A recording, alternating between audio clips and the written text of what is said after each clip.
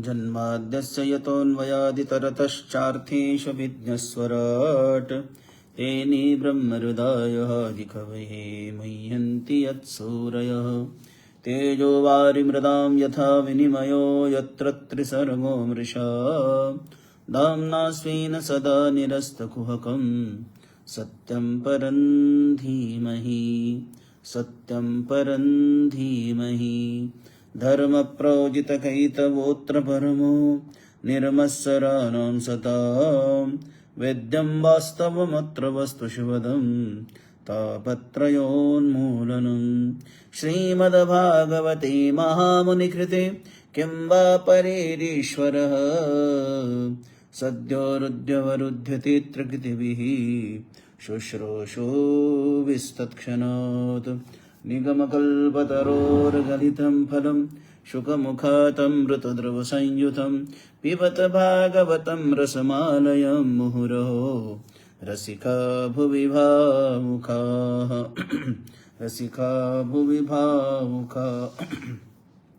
हे कृष्ण करुणा सिंधो दीनबंधो जगत्पते गोपेश गोपिका कांत राधा वल्लभ नमोस्तुते राधा वल्लभ नमोस्तुते।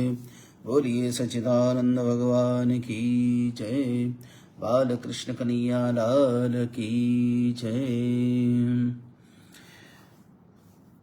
आइए हम अपना श्रीमद् भागवत का क्लास प्रारंभ कर लेते हैं। कल जो है कंस ने जो है वसुदेव देवकी को बंदीशाला में बंद करके और अपने मंत्रिमंडल से धनुष्य याग आरंभ करने का तैयारी करने का आने वाली चतुर्दशी को ही वो धनुष्य यज्ञ का प्रारंभ करना चाहता है। तो आदेश दे दिया और युक्ति बता दी कि भाई कैसे उनको मारना है।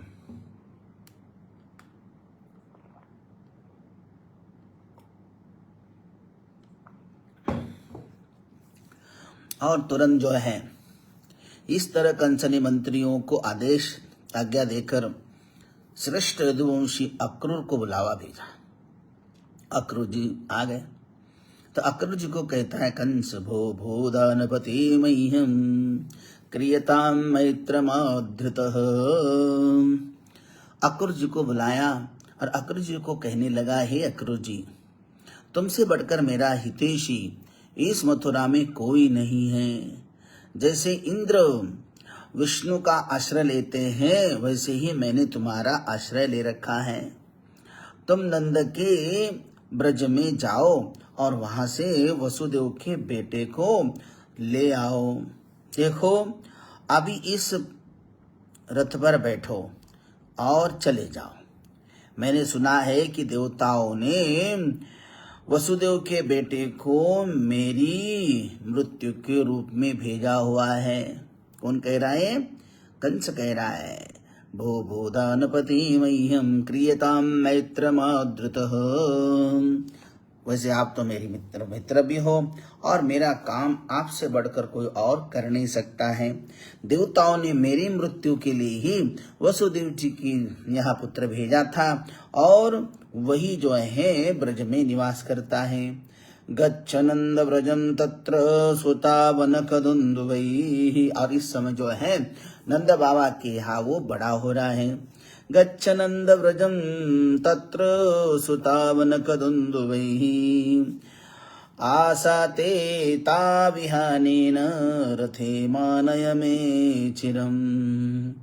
तो आप वहाँ चले जाना नंद बाबा के यहाँ, मेरा अपना दिव्य रथ लेके चले जाना, मेरे दिव्य रथ में बिठाकर उनको ले आना। उन दोनों को इस स्वर्ण रथ में ले आइए। बस अब इस काम में देर नहीं होनी चाहिए।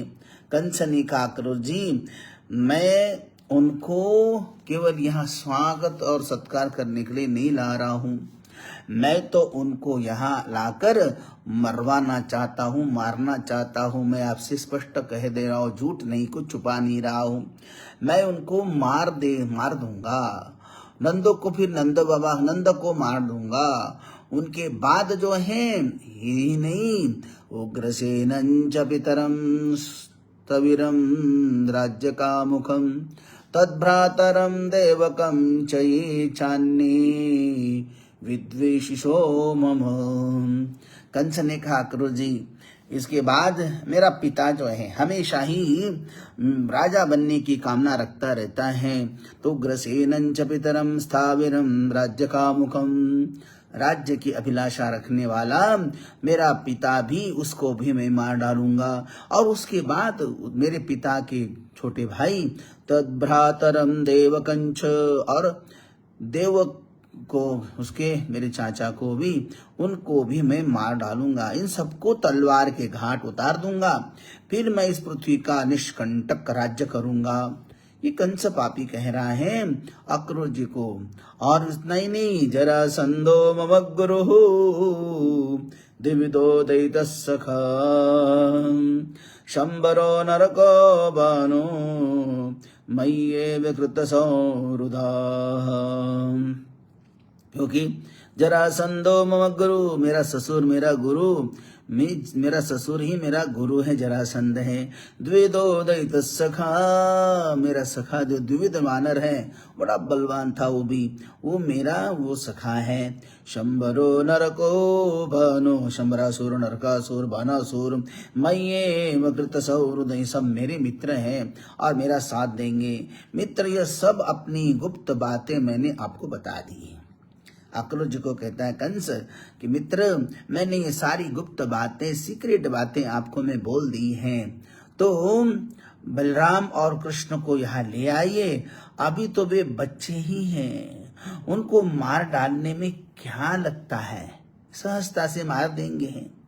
ऐसा कहकर अक्रूर जी को विदा कर लिया कि चले जाइए। अक्रूर जी अपने घर आए, अब रथ घर के सामने रख लिया और रात बीतने की प्रतीक्षा कर रहे हैं, घर जाके लेटे हैं। इधर जो है केशी दैत्य जो है, दो घोड़े के रूप में जो है ब्रज में दाखिल हो गया था। इसने जो है केशी तु कंस प्रहित स्फुरैर्मयी महाहयो निर्जयन मनोजवः। यहाँ जो कंस ने भेजा था, केशी दैत्य जो है वो घोड़ी के रूप में आ जाता और ब्रजवासियों को आतंकित करने लगा, दौड़ लगाने लगा। सारे ब्रजवासी इधर उधर भाग रहे हैं। केशूत कंस प्रहित सुखे खुरैर्मही महाहयो निर्जरयन मनोजवः। असुर केशी ने सारे गोकुल को त्रस्त कर दिया। जब भगवान श्री कृष्ण उनके सामने आए तो उसने पीछे के पैरों से भगवान पर आक्रमण कर दिया। भगवान ने उसके पैर वैसे जैसे आक्रमण कर लिया, वैसे ही दोनों पैरों को पकड़ लिया। पकड़ करके दैत्य को 100 कदम दूर फेंक दिया, 100 कदम दूर फेंक दिया। तब वह मूर्छित हुआ। जब होश में आया तब फिर भगवान श्री कृष्ण कर धावा बोल रहा, आक्रमण कर रहा है। भगवान श्री कृष्ण ने उसके मुख में हाथ डाल दिया, उसके मुख में हाथ डाल दिया और जुम्हा ही पकड़ ली और घुमा दी, जुम्हा घुमा लिया और खून की धारा बहने लगी। और वो केशी दैत्य जो है वही गत प्राण हुआ। यमराज के घर भगवान ने उसको भेज दिया, तो उसको खत्म कर लिया। इधर जो है देवर्षि नारद भगवान श्री कृष्ण के पास एकांत में मिलने आए हैं और कहने, अभी शाम को संध्या समय जो है, संध्या समय था और भगवान अभी गौशाला में ही थे। वहां से दूध दोने के बाद बाहर निकलने लगे एकांत में। तो वो एकांत था वहीं पर जो वहां देवर्षि नारद भगवान को मिले और कहने लगे कृष्ण कृष्ण कृष्ण कृष्ण प्रमेयात्मन योगेश जगदीश्वर वासुदेवाखिलावास सत्वतं प्रवरं प्रभो त्वमात्मा सर्वभूतानां एको ज्योतिर्वेधसम् एको ज्योतिर्वेधसम्। तो भगवान श्री कृष्ण को प्रणाम करके कृष्ण कृष्ण प्रमेयात्मन योगेश जगदीश्वर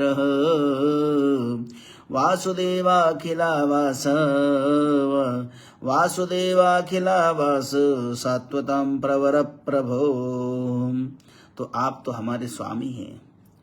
जब आप इन सब दुष्ट चाणूर आदि का वध करेंगे तो और उसके बाद कौरवों का संहार करेंगे, अर्जुन के सारथी बनकर आप ये सभी को, इस पृथ्वी को पापियों से छुटकारा देंगे प्रभु।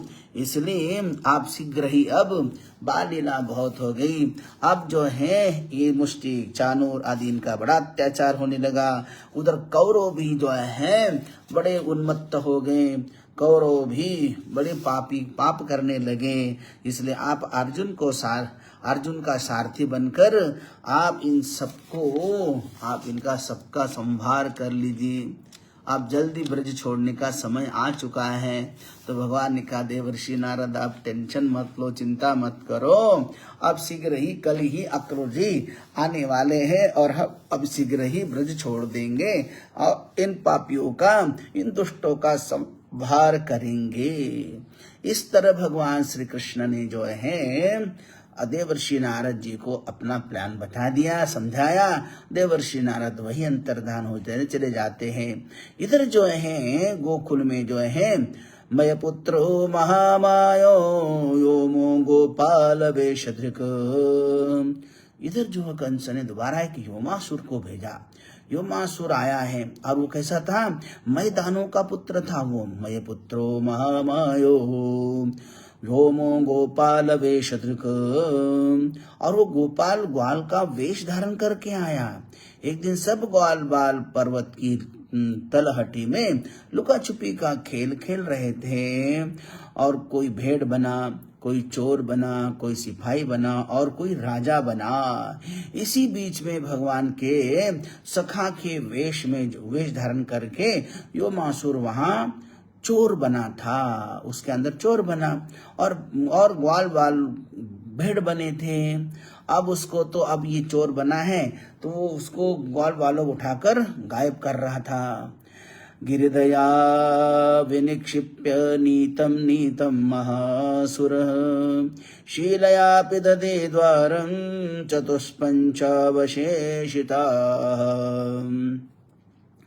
अब योमासुर जो डुप्लीकेट सखा का वेश बनकर आया, योमासुर जो चोर बना था, वो ग्वाल वालों को उठा कर, ग्वाल वाल तो भेड़ बने थे, उनको उठा कर बड़ी अंधकारमयी गुफा थी, उसके अंदर गिरिदयान विनिक्षिप्यम नीतम नीतम महासुर, और वहां अंदर रख देता, मूर्छित कर देता, और बड़ी शिला हुआ मुख में द्वार लगा देता। शीलया पिदधे द्वारं चतुष्पंचावशेषितः। अब सब धीरे धीरे सिर्फ गायब हो गए। अब दो चार ही बचे हैं। तो अब केवल 4-5 ही बालक बचे थे। भगवान श्री कृष्ण ने इसकी वह करतूत जान गए कि जब वह ग्वाल बालों को लिए जा रहा था, उसी समय जैसे ही सिंह भेड़ियों को दबोच ले उसी प्रकार उसे दबोचा। तब उसने अपना असली रूप प्रकट कर लिया। भगवान जैसे दबोच लिया उसको, तो वो अपने असली रूप में आ गया। सनिजम रूपमास्थाय गिरीन्द्र सदृशम बली, तो वो जो बलवान गिरी के समान, पर्वत के समान खड़ा हो गया। अपना स्वयं अपना निज रूप जो है उसने प्रकट कर लिया, और वो अपने आप को भगवान के शिकंज से छुड़ाने का प्रयास कर रहा। यह देखकर श्री कृष्ण ने कहा, अरे मित्र, हम जिसको एक बार पकड़ लेते हैं उसको कभी भी हम छोड़ते ही नहीं है। हमें पूतना को पकड़ा नहीं छोड़ा, हमने शक्टासुर को पकड़ा नहीं छोड़ा, हमने तृणावर्त को पकड़ा नहीं छोड़ा। तो अभी हमने केशी दैत्य योमासुर आदि जो है इनको तुझे भी पकड़ा है। तब तो किसी को छोड़ा नहीं, हमारी आदत छोड़ने की नहीं है, हमको छोड़ने की पद्धति आती ही नहीं है, हमको छोड़ना आता ही नहीं, पकड़ना आता है। दुनिया भली पकड़ती है और छोड़ती है, दुनिया तो धोखेबाज है, लेकिन हम तो एक बार पकड़ लिया फिर कभी छोड़ते नहीं उसका हाथ। नितं तं निगृह्य च्युतो दोर्भ्यां पातयित्वा महीथले पश्यतां दिवि देवानां पशुमारममारयत। इधर जो है इसको पकड़ लिया भगवान ने और उसको वही पर पछाड़ लिया, भूमि पर पटक दिया। तम निगृह्याचितोर्द्वाभ्यां पातयित्वा महीतले, भूमि पर उसको गिरा दिया। पश्यतां देवी देवानां पशुमारममारयत, जैसे पशु को कोई बलि चढ़ाता उसी तरह उस व्योमासुर का भी भगवान ने वध कर लिया। देवता पुष्प वर्षा करने लगे, जय जयकार करने लगे। तो इस तरह जो है भगवान ने व्योमासुर का भी वध कर लिया। अब जो है रात बीत गई थी, संध्या रात हो गई, इस बात बीत गई। अक्रूर जी जो है कंस को मिलने के बाद उस रात मथुरा में ही रह गए, मथुरा में ही थे अपने घर जाकर। दूसरे दिन कंस का स्वर्ण जो जड़ित रथ जो लेकर नंद बाबा के व्रज की ओर प्रस्थान कर लेते, चल पड़े और मन ही मन सोचते रहते हैं कि देखो इस पापी ने देखो मेरा चयन कर लिया है, देखो चयन भी कितना अच्छा किया। भगवान को लाने के लिए तो कई मथुरा में लोग थे, कई वीर थे, लेकिन किसी को चुना नहीं है। उसने चुना किसको? अक्रूर को। उसकी चॉइस बड़ी परफेक्ट थी। देखो चॉइस इतनी परफेक्ट है कि उसको वो पापी भी जानता था कि कोई क्रूर व्यक्ति भेजने से काम नहीं चलने वाला। भगवान को लाना है तो कोई अक्रूर ही चाहिए, जो क्रूरता से रहित हो वही अक्रूर। इसलिए अक्रूर हृदय से बड़े को क्रूर नहीं थे, अक्रूर थे। तो क्रूर हृदय कभी भगवान को ला नहीं सकता, ये कंस भी जानता है। इसलिए उसने मथुरा से केवल अक्रूर को ही चुन लिया और एकांत में अपना प्लान भी बता दिया और स्पष्ट कह दिया था। इसलिए जानता है कि भगवान को लाना है तो पहले अक्रूर बनना पड़ेगा। अक्रूर बनने बिना वो भगवान को पा नहीं सकता। हृदय की क्रूरता भक्ति नहीं करने देती है, इसलिए अक्रूर बनना पड़ता है। भक्त बनना, भक्त का हृदय क्रूरता से रहित हो जाता है। भक्ति करते करते जो है हृदय जो है बिल्कुल कोमल बन जाता है, क्रूरता दूर चली जाती, निकल जाती है। इसलिए अक्रूर जी अपने घर में मन ही मन सोचते निकलते हैं। रथ पर बैठे निकले, मन में वहां सोचने लगे, किम मया चरितम भद्रम किम तप्तम परमं तपः किम वाथाप्यर्हते दत्तम यद्रक्षाम्यद्य केशवम्। मन ही मन सोचने लगे कि मैं चरितम, मैंने कौन से पुण्य किए होंगे, मैंने कौन सा अच्छा काम किया था जिससे किम तप्तम परमम तपम, कौन सा मैंने पहले कौन सा तप किया होगा, किम वाथाप्यर्हते दत्तम, जो आज मुझे यद्रक्षाम्यद्य केशवम, मैं भगवान श्री कृष्ण को देख पाऊंगा, आज देखने जा रहा हूँ।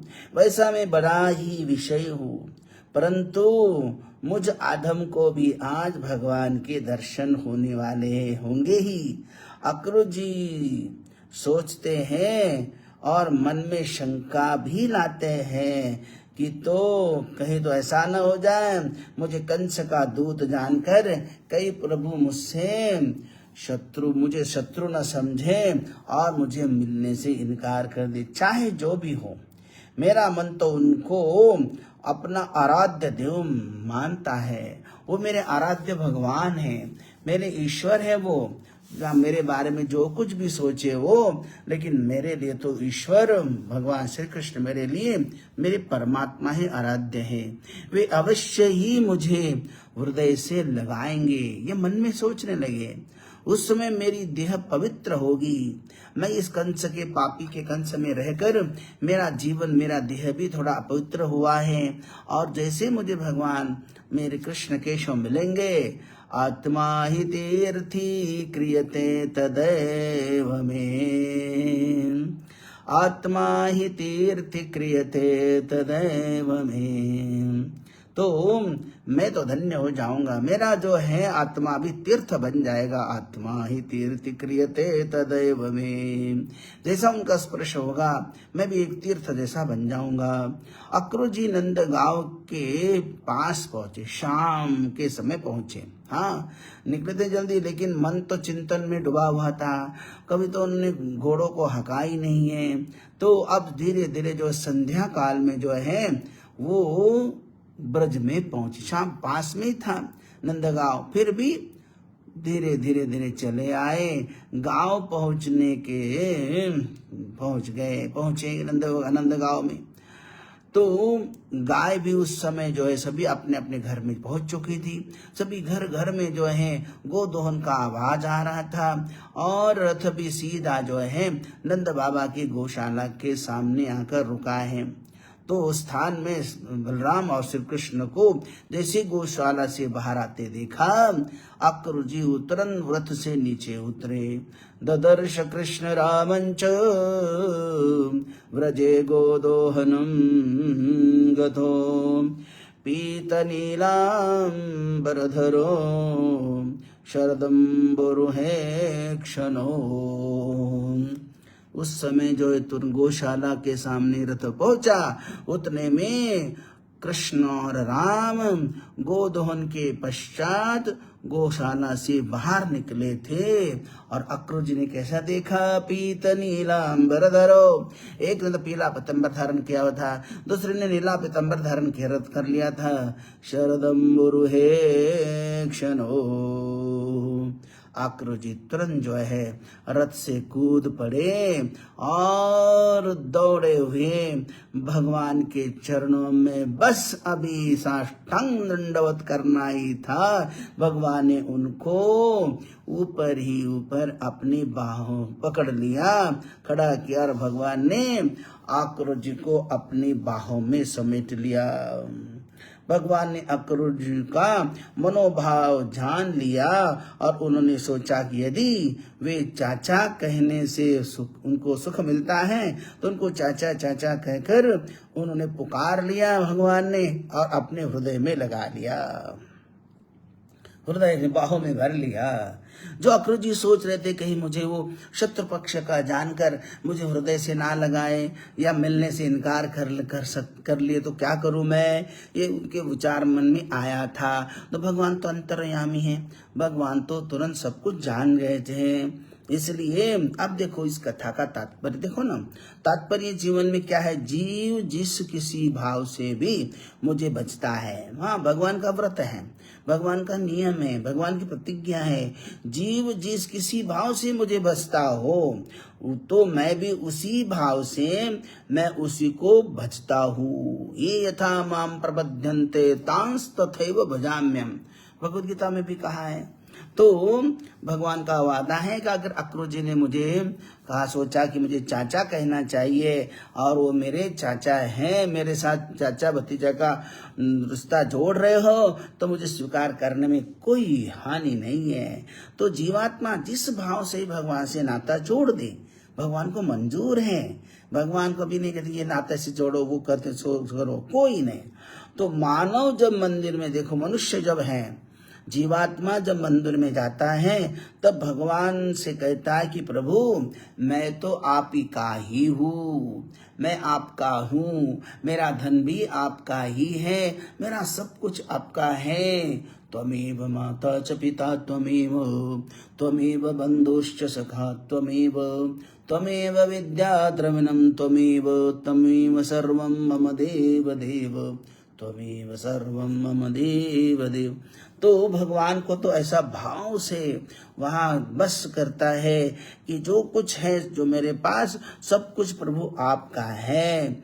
मानव जब इस तरह मंदिर में जाकर भाव विभोर हो जाता है और कहता है कि प्रभु मैं आपका हूँ, और वहां से जैसे हट जाता है तो वो फिर भगवान से जैसे मंदिर से बाहर निकलता है तो वो घर आता है तो घर अपने परिवार का बोलता है कि पत्नी को बोलता मैं तो तेरा हूँ, प्रिय मैं तो केवल तेरा ही हूँ, और बच्चों को कहता मैं तेरा हूँ। मानो अपने मनुष्य अपने आप को बड़ा बुद्धिमान समझता है, परंतु यह नहीं जानता कि भाई ये नहीं जानता है कि प्रेम गली अति साकरी, प्रेम गली अति साकरी, तामे दो न समाय, तामे दो न समाय। प्रेम की गली बड़ी साकरी छोटी होती है, हाँ उसमें एक ही चीज समा जा सकती है। प्रेम गली अति साकरी, तामे दो न समाय। तो तामे दो न समाये, उसमें दो नहीं रह सकते, ये इंसान नहीं जानता है। श्री कृष्ण जो है एकांत में अब जो है अक्रूर जी को भगवान ने जो है अपने इधर ले आए, महल ले आए, स्वागत नंद बाबा ने स्वागत आदि कर लिया, सारी जलपान आदि कर लिया, रात्रि का भोजन आदि भी हुआ, और इधर पहले ही एकांत में भगवान श्री कृष्ण जो है गौशाला में मिल चुके थे, और अक्रूर एकांत में अक्रूर जी से मिले और भगवान ने पूछा कि अक्रूर जी क्या हालचाल है। मथुरा के हमारे भाई बंधुओं का मामा के रूप में हमारे वंश का जो रोग है वो तो बढ़ता ही जा रहा है, और उसी के कारण और दुख आए हुए हैं। लेकिन छोड़िए उसकी बात, आप अपने आप को आने का कारण बताइए। तो भगवान ने पूछा अक्रूर जी आपका आने का कारण। अक्रूर जी ने कुछ छिपाया नहीं है। कंस ने जो कुछ सब कुछ कहा था वो सब कुछ कह दिया। ये भी बात बता दी कि वहाँ रामकृष्ण को मारने के लिए ही क्या क्या योजनाएं बनाई हैं, क्या षड्यंत्र रचे गए हैं, ये सब भगवान को बता दिया। भगवान ने कहा ठीक है अक्रूर जी, अच्छा कि आपने मुझे बताया, लेकिन ये बात ना तो बाबा के पास जानी चाहिए ना मैया के पास जाना चाहिए। बाबा को तो कुछ ना बोलो आप ये चीजों को, बस एक निमंत्रण लेने आया हूँ, और कंस भी हमसे प्यार करता है तो अपना स्वयं दिव्य रथ भेजा हुआ है। तो भगवान ने अक्रूर जी को फिर आए, बड़ा स्वागत किया नंद बाबा ने, और रात्रि भोज आदि हुआ। शयन कक्ष के जाने से पहले थोड़ा सा विचार विमर्श होने लगा।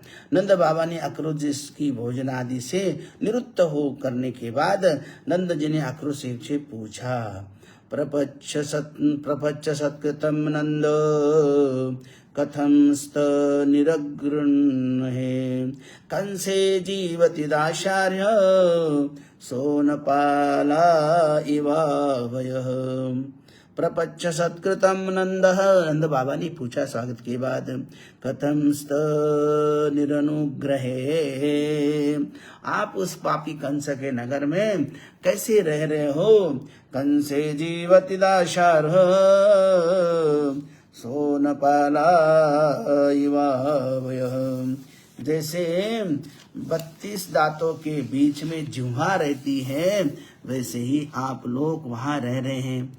अक्रूर जी ने कहा, नंद जी मैं तो आप सबको राजा कंस की ओर से निमंत्रण देने आया हूँ।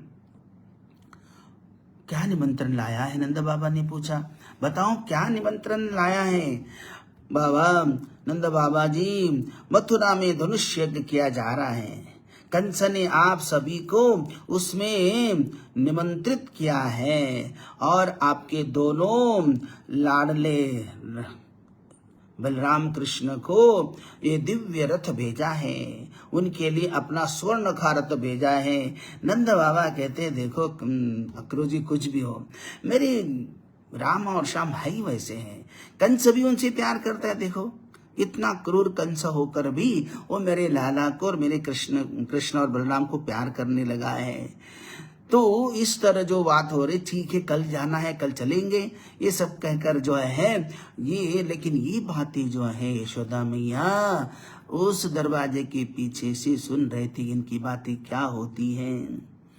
तो अक्रूर जी को तो शयन कक्ष में नंद बाबा ने पहुंचा दिया और वो अपने कक्ष में आने लगे तो वहां रास्ते में ही यशोदा मैया रो रही थी। सारी बातें मैया यशोदा जी तक पहुंची तो इस समाचार से तो मैया का दिल ही बैठ गया।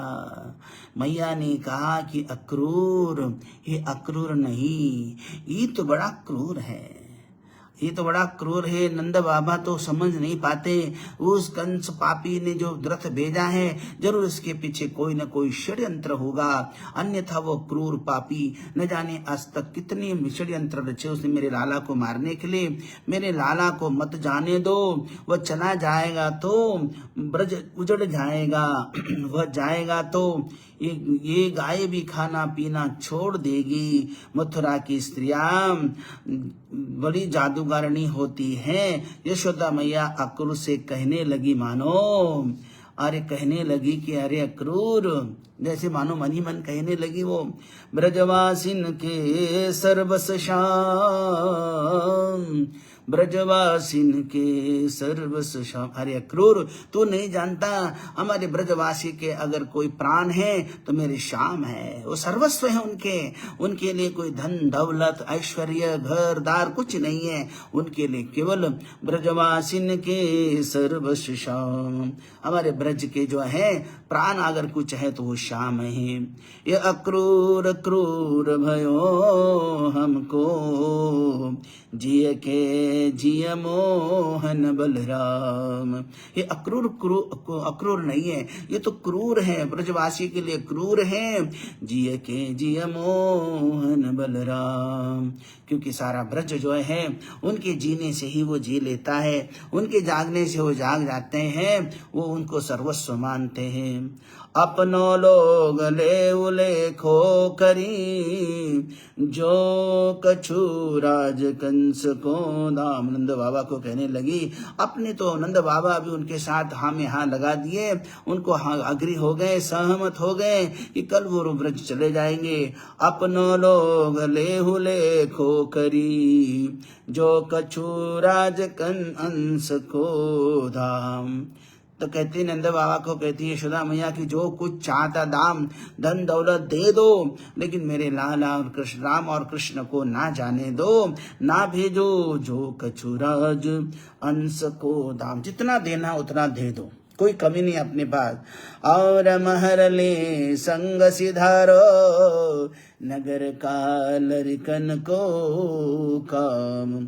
अगर आपको जाना है सब वृद्ध वृद्ध ब्रजवासियों को चले जाओ, आप लोग सभी चले जाओ, मेरे लाला बच्चों का क्या काम है। नगर कहा लरिकन को काम, वह बच्चों का क्या काम है, बच्चों का कोई यज्ञ में कोई काम नहीं है। तुम तो साधु परम उपकारी, सुनियत बड़ो तिहारो नाम।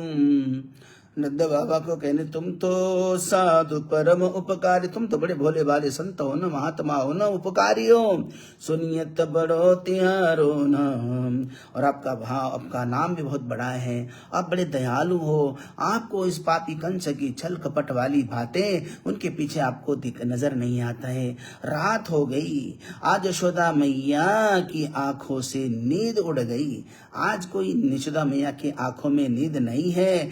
न जाने कल क्या होगा, वो सोचती हैं, न जाने कल क्या होगा। नंद बाबा अपने कक्ष में लेट गए, इधर यशोदा मैया कन्हैया को लेकर लेट गई हैं। तो लेकिन लाला भी तो भगवान के आंख में भी कोई नींद नहीं है। माँ यशोदा मैया न जाने कल के बारे में सोच रही क्या होगा, कन्हैया चला जाएगा तो मैं अकेली कैसी जी पाऊंगी। माता यशोदा जो है रात भर वो अपनी करवट बदलने लगी, लेकिन अंत तो सोचा कि मैं न सोने के कारण मेरा लाला भी नहीं सो पा रहा है, इसलिए जो है यशोदा मैया धीरे से जो है अपने पलंग से, अपनी शैया से माता यशोदा धीरे से उठ गई और बाहर आंगन में आकर रोने लगी हैं। अपने दोनों घुटनों के बीच में अपना सर रख लिया और रोने लगी। तो वहां रोने लगी, बाहर आकर, महल के बाहर आकर रोने लगी। तो भगवान श्री कृष्ण की आंखें अचानक खुल गई। सोए तो थे नहीं है, खुल गई, देखा तो सेज पर मैया नहीं थी। आज कन्हैया माता को वो ढूंढते हुए निकल पड़े कि कहाँ है मैया। देखा तो दरवाजा भी खुला हुआ है, महल के बाहर आंगन में बैठी हुई है और दोनों घुटनों के बीच में अपना सर रख लिया है और वहां रो गए। भगवान गए और पीछे से गले में हाथ डाल दिया तो गीला गीला हाथ लग गया कि कितना पसीना आया है, कितना मैया रो रो कर आंसुओं से अपनी साड़ी भिगो दिए हैं। तो आश्वासन देते, मैया तुम क्यों रो रही हो? माँ तो बताओ मैया तू क्यों रो रही है, तू क्यों रोती है? तो लाला तो कल जाने वाला है ना, तो मैं जा रहा हूँ तो कहीं लौट के ले जा रहा हूँ ना, लौट के आऊंगा, मैं जाऊंगा अभी तो माँ मैया मैं लौट के आने वाला हूँ ना, ऐसा नहीं कि परमानेंट वहां चला जाऊंगा। तो नहीं आपको मत रोना मैया, मैं जाऊंगा तो भी शाम तक लौट के आऊंगा, कल परसों लौट कर आऊंगा। ऐसा भगवान ने मैया को समझाया। माँ मैया को, यशोदा मैया को लगा कि मैं अभी इसको ऐसे ही समझाते रहूंगी और वार्तालाप होती रहेगी, रात बीतती जाएगी, मेरे लाला को आंखों में नींद नहीं आएगी, उसका विश्राम नहीं होगा, कल वो नगर चला जाएगा, वह सोने के लिए मिलेगा नहीं। तो इसलिए मैया कन्हैया को लेकर आए, सेज पर लेट गए। अब दोनों भी करवट बदल रहे, दोनों की आंखों में कोई नींद नहीं है, लेकिन दोनों भी सोने का नाटक कर रहे हैं। फिर प्रातः काल हुआ तो अक्रू जी भी यमुना जी में जाकर स्नान करके लौट आए। लेकिन तब तक ये सारी बातें जो है मथुरा की वृंदावन में गली गली पहुंच गई थी। अक्रूर आया है और हमारे प्राण को कल लेने जाने वाला है, हमारे लाला को कल मथुरा ले जा रहा है। ये सब बातें जो है हर गोपी के पास पहुंची थी। रात भर गोपियां सो नहीं पाई, जागती रही हैं। तो और सुबह जो है वृंदावन नंदगांव के बाहर जो है यमुना में स्नान करके अक्रूर जी लौट आए, रथ भी उन्होंने लेकर आए। तब यशोदा मैया अत्यंत व्याकुल हो गई और अक्रूर को कहने लगी, अरे अक्रूर जी, जब ये समाचार ये सब जो है अक्रूर जी, तुमने थोड़ा भी विचार नहीं किया कि ये मेरे ब्रज का क्या होगा, ये गोपियों का क्या होगा। ये समाचार तो पहले गोपी के पास पहुंचा था तो हजारों गोपियां दौड़ दौड़ कर जो है आने लगी और कहने लगी, हे प्यारे कन्हैया, हमारा त्याग ना करो, हम आपके बिना जी नहीं सकती हैं। सारी गोपियां अक्रूर से भीड़ गई हैं, चारों तरफ अक्रूर को घेर लिया है, महल में घेर लिया है। तुम्हारा नाम क्या है? अक्रूर। तुम्हारा नाम अक्रूर किसने रखा है? तुम तो क्रूर हो, तो हमें रुलाने के लिए आए हो यहाँ पर। तुम्हारा नाम अक्रूर कौन रखा है? तुम क्रूर हो, हमारे सारे ब्रजवासियों को तुम रुलाने के लिए आए हो, हमें रुला लेने की क्यों आए हो? गोपियां विलाप करने लगी और विधाता को भी कोसने लगी। अहो विधाता स्तवन कश्चित दया संयोज्य मैत्रा प्रणयेन देहिना, संयोज्य मैत्रा प्रणयेन देहिना। अरे विधाता, तुझे थोड़ा भी विवेक नहीं था? जब तुमने इंसान को बनाया तब थोड़ा विवेक से काम करना था। तो भो संयोज्य मैत्र प्रणयेन देहिना, अहो विधाता स्तवन कश्चित दया। थोड़ी भी आपको दया नहीं ब्रह्मा जी, थोड़ा विचार करना था। अभी तो दोनों जीव को साथ में लाते हो और तुरंत उनके बीच में विरह रूपी अग्नि डाल देते हो। धन्य हो विधाता, तुम सब कुछ विधान तो करते हो, परंतु तुम्हारे हृदय में दया का लेश भी नहीं है। पहले तो तुम जीव को प्रेम से एक दूसरे के साथ जोड़ देते हो या मिला देते हो, और अभी उनकी तृप्ति भी नहीं हो पाती तो तुम उन्हें तोड़ देते हो। ये बिल्कुल गलत है। वे कैसा निर्दयी तुम विधाता हो ऐसे निर्दयी विधाता तुमने मनुष्य को बनाया है क्यों? इधर वृषभानु नंदिनी राधा रानी को भी मूर्छित देखा, तो उस समय जो है रथ गोपियों के बीच में है, अक्रूर जी फिर वहां पर हैं, भगवान भी आकर जो है वहां अब रथ में तैयार हो गए। यशोदा मैया ने भी तैयार उनको अलंकार किया है, श्रृंगार किया है। इधर वृषभानु नंदिनी राधा रानी को मूर्छित देखा तो भगवान श्री कृष्ण उनके पास जाकर उनके कान में कहने लगे, राधे, पृथ्वी पर असुरों का बहुत अत्याचार बढ़ गया है। इन पापी राक्षसों का नाश करके पृथ्वी का बोझ हल्का करना है। प्रिय, आज तक मैं तुम्हारे साथ नाचता गाता चलता रहा, खेलता रहा हूँ। अब मुझे सारे जगत को नचाना है। राधे, अगर तुम ही ऐसी करोगे तो मेरी सारी गोपियां धैर्य कैसा धारण करेगी? जब मैं जगत को नचाने जा रहा हूँ तो तुम्हारी इस दशा ठीक नहीं है। तो गोपियां भी चारों तरफ से थी ही। तो गोपियों, वो भगवान के प्यारे गोपियों, मैं शरीर से तो जा रहा हूँ, किंतु मेरे प्राण तुम्हारे ही साथ रहेंगे। मैंने अपने प्राण तुम्हारे हृदय में रख रहा हूँ। तुम्हारे हृदय में मेरे अपने प्राण रखता जा रहा हूँ। तो मेरे प्राण की रक्षा के लिए अपने प्राणों की रक्षा जरूर करना गोपियों। तो गोपियों, रोना मत। मेरे प्राण की रक्षा के लिए तुम अपनी प्राण की रक्षा करो।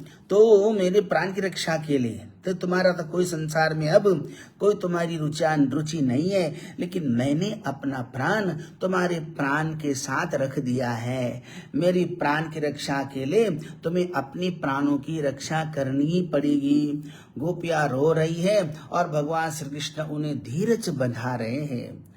मैं जरूर लौट आऊंगा। गोपियों का वृंदन थोड़ा कम हुआ तो परंतु राधा रानी की अवस्था तो देखी नहीं जा रही थी। भगवान श्री कृष्ण ने राधा रानी का सिर जो है अपनी गोद में लेकर हवा करने लगे। तब राधा जी ने अपनी थोड़ी आंख खोली तो भगवान ने कहा कि राधे, हम तो अभिन्न हैं, हम तो दो नहीं हैं, हम अभिन्न हैं। हम दो होते तो चलो अलग बात है, हम तो अभिन्न है। केवल लीला के लिए ही हमने अलग अलग जो है शरीर धारण किया है। लो, मुझे ये बांसुरी प्राणों से भी बड़ी प्यारी है। जब भी तुम ये बांसुरी बजाओगी तब मैं दौड़ा हुआ तुम्हारे यहाँ प्रकट हो जाऊं, चला आऊंगा। राधा रानी सावधान हुई, बांसुरी ले ली, अपने कमर में लगा ली। तो इधर बलराम और कृष्ण जो है रथारूढ़ हो गए और अक्रूर जी को कहने लगे, अक्रूर जी चलो। लेकिन गोपियों ने चारों तरफ से जो है उस रथ को घेर रखा हुआ था।